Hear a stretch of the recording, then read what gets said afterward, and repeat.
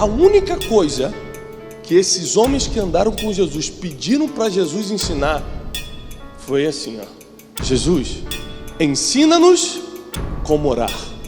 Preparamos para você um e-book com 5 maneiras de como fazer 3 mil ao mês em 2023 e você pode obtê-lo pelo preço de um lanche. Este e-book pode mudar totalmente sua vida financeira. Clique no link na descrição do vídeo.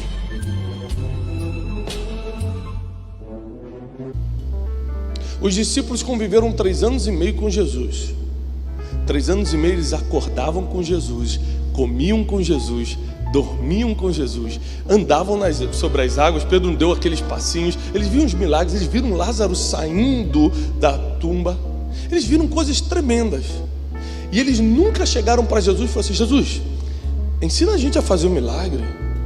Como é que é esse negócio de andar? Me ensina esse negócio de chamar os outros da tumba e eles saírem.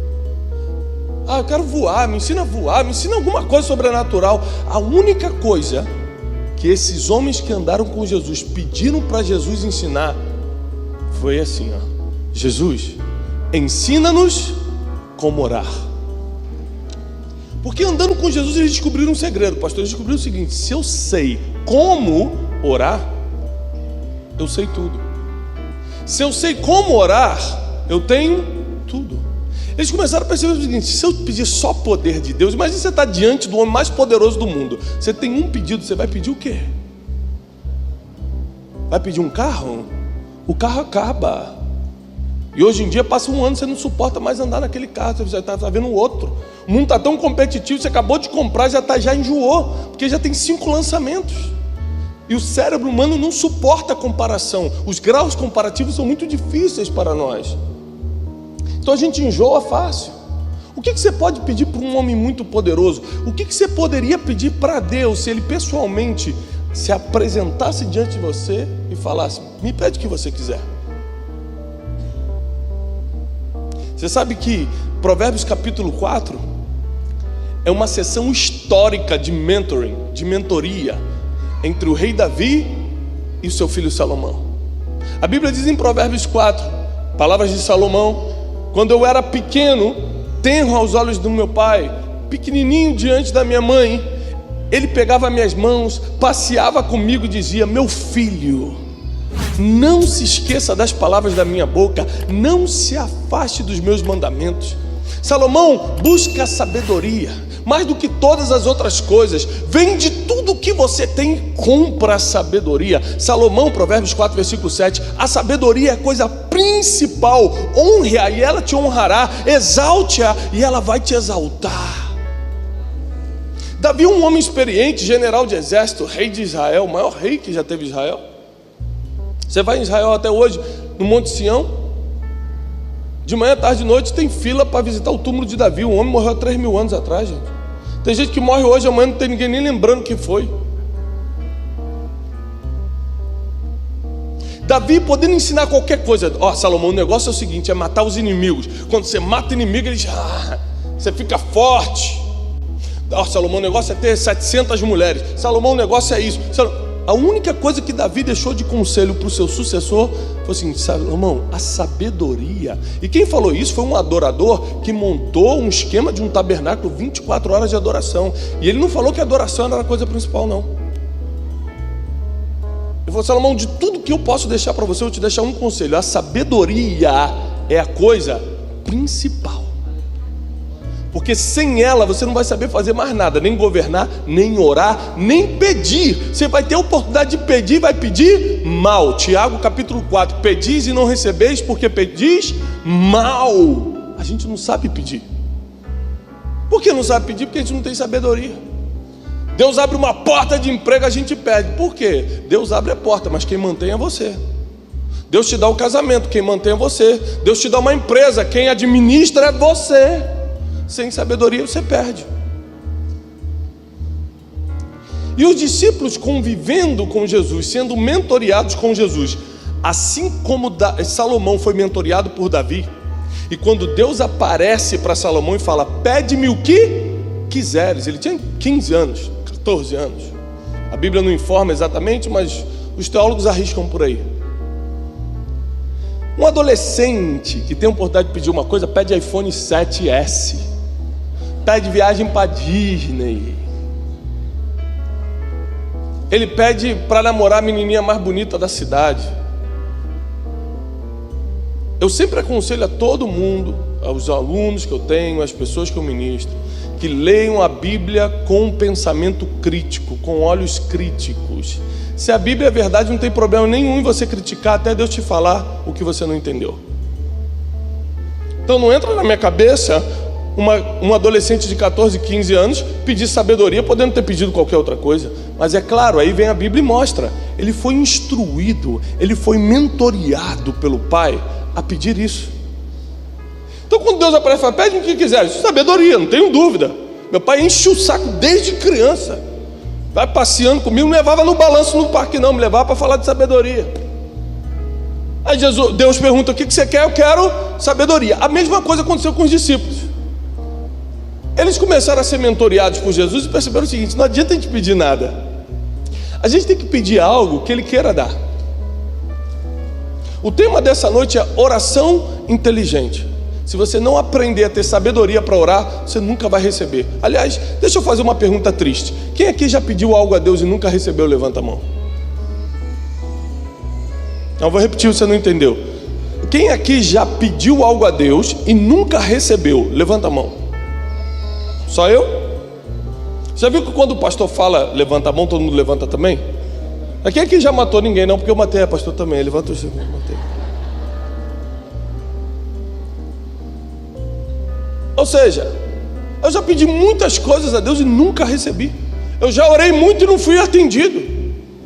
Mas como pode nós servirmos a um Deus todo poderoso e não termos esse poder para mostrar para os amigos? É claro que a gente tem que ficar enchendo o saco do cara para vir no culto.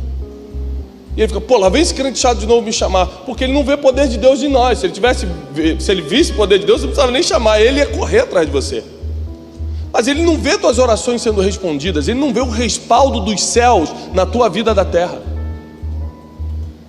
Então chegou a hora da gente começar a ser crente com resultado. Chegou a hora de a gente ser crente que leva fruto para mostrar. Chegou a hora de nós termos um sucesso, mas não é o sucesso que o mundo falou que é sucesso. Ter uma roupinha tal, ter o carrinho tal.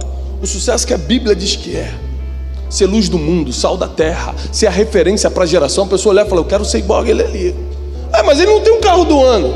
Não, mas olha só, ele estava todo destruído, está de pé. Deixa eu te falar uma coisa, as pessoas não se conectam com as tuas vitórias não, elas se conectam com a tua dor. Se eu chegar aqui arrotando caviar e falar, olha minha Land Rover, meu não sei o que, ninguém fala, gente, pastor estranho, pastor orgulhoso. Agora se eu falar, gente, quando eu estava lá no Piauí sofrendo, meu Deus, como de Deus. As pessoas se conectam com a dor das pessoas, com a superação. E quando Deus te levantar dessa dor que você está passando, desse problema que você está passando, o nome dele vai ficar mais famoso em Americana. Porque todo mundo sabe que você vem à igreja, todo mundo sabe que você serve a Deus. Então como é que a gente vai começar a resolver nossas situações? Quando essa situação que parece interminável na tua vida vai se resolver? Quando você aprender a orar. E a oração inteligente tem 2 pontos principais. Eu vou lhe ensinar hoje à noite. Quem quer aprender? Para você entender isso, você vai ter que entender a vida de uma mulher. Uma mulher que de uma forma ou de outra você vai se identificar com ela. O nome dela era Ana. O nome do seu marido, Eucana. E a história deles é muito famosa. Ana queria ter um filho. E todos os anos ela subia a Siló para sacrificar e pedir a Deus um filho. Ana era estéril. Mas era estéril em uma época que não ter filhos a condenava como uma rejeitada por Deus. Se você hoje não pode ter filhos, você fala, gente, um problema técnico, né? Não posso. Naquela época, não ter filhos era Deus te abandonou, Deus te rejeitou. Não ter filhos era você não vai ter descendência, era vergonha, era exclusão, era uma decadência, uma época religiosa e machista. Uma mulher não poder procriar. E por anos ela orou, pediu e não recebeu.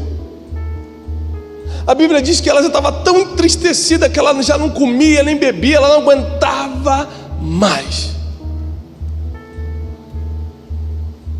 E de repente aparece uma mulher na história chamada Penina. Penina, todo mundo tem uma Penina na vida. Penina é aquela pessoa que foi levantada por Deus para te perturbar. Fala, não foi o diabo? Não, claro que não. O diabo veio para matar, roubar, destruir. Perturbar não. Perturbar é sogra, são as tuas más decisões, é quando você estoura cartão de crédito. Isso que é perturbação. Olha só que interessante. Penina começa a humilhar. Penina começa a mexer com as emoções de Ana e começa a falar: você não pode ter filhos, eu posso. Começa a zombar de Ana. Deus está comigo, mas não está contigo. Deus faz na minha vida, mas não faz na sua. Eucana vai me amar mais, porque eu posso dar filhos para ele, você não pode. O que Penina não tinha ideia é que Deus não suporta ver um filho seu sendo humilhado. Deus não suporta ver alguém numa posição de inferioridade. Entre um poderoso e a viúva, ele vai na viúva. Entre o rico e o mendigo, ele vai no mendigo. Entre quem tem pai e mãe e quem está abandonado, quem é órfão, ele vai no órfão. Ele é o pai dos órfãos, juiz das viúvas. Ele vai sempre no mais fraco, porque Deus se levantou para salvar o pobre, para salvar o fraco. Ele falou: quem já está bem, está bem. Eu não vim para esses, eu vim para quem está perdido, para quem está ruim. E quando Penina começa a perseguir Ana, sem saber, ela começa a acelerar o processo de Ana. Os teus inimigos foram levantados por Deus para acelerar o teu processo. Porque por coincidência ou não, logo no ano que Penina começa a caçoar de Ana, Deus se levanta do trono e fala: ano que vem você vai ter um filho. Não vai ficar humilhando minha filha não. Ninguém toca nos meus filhos. Os inimigos que você perde sono por causa disso, estão só acelerando o processo de Deus na tua vida. Se você não tiver inimigo, você não sai do lugar de onde você está. Você fica: tá bom aqui, tá tudo bem. Se Davi não tivesse inimigo, ele ia ficar como general do exército de Israel para sempre. Olha, eu sou pastorzinho de ovelhas, virei general, tá bom pra caramba, já sou orgulho do papai e da mamãe, tá tudo certo. Deus: não, meu filho, vou ter que botar uma perseguição na tua vida, senão você nunca vira rei. Se eu não botar inimigo na tua vida, você se conforma com o que tem hoje. E Penina começou a acelerar o processo de Ana. Agora, Ana fez uma oração inteligente. Ana tinha sabedoria. Penina só acelerou o processo. Mas um dos segredos da oração inteligente, para quem vai anotar, note: a tua necessidade tem que estar atrelada aos sonhos de Deus. A única chance que você tem de receber em oração é quando a tua necessidade, o que você está pedindo, o que você quer, o que você precisa tanto, está atrelada a algo que Deus já quer fazer na terra. Como assim, pastor? Não entendi, eu te explico. Senhor, me dá um filho. Senhor, preciso de um filho. Samuel, manda um filho. Senhor, manda um filho. E Deus está lá na terra, lá no céu, olhando: ai meu Deus, eu preciso de um profeta. Eu preciso de um profeta. A Bíblia diz primeiro, abre rapidinho, 1 Samuel capítulo 3, abre rapidinho. 1 Samuel capítulo 3 diz assim: o menino Samuel servia ao Senhor diante de Eli. Naqueles dias, a palavra do Senhor era muito rara e as visões não eram frequentes. Certo dia, Eli, cujos olhos já estavam enfraquecendo, ao ponto que já não conseguia ver, estava deitado no seu aposento, e a lâmpada de Deus estava se apagando no templo. Samuel também estava no templo do Senhor, onde estava a arca de Deus, até que o Senhor chamou Samuel. Vou lhe explicar isso aqui que é muito profundo.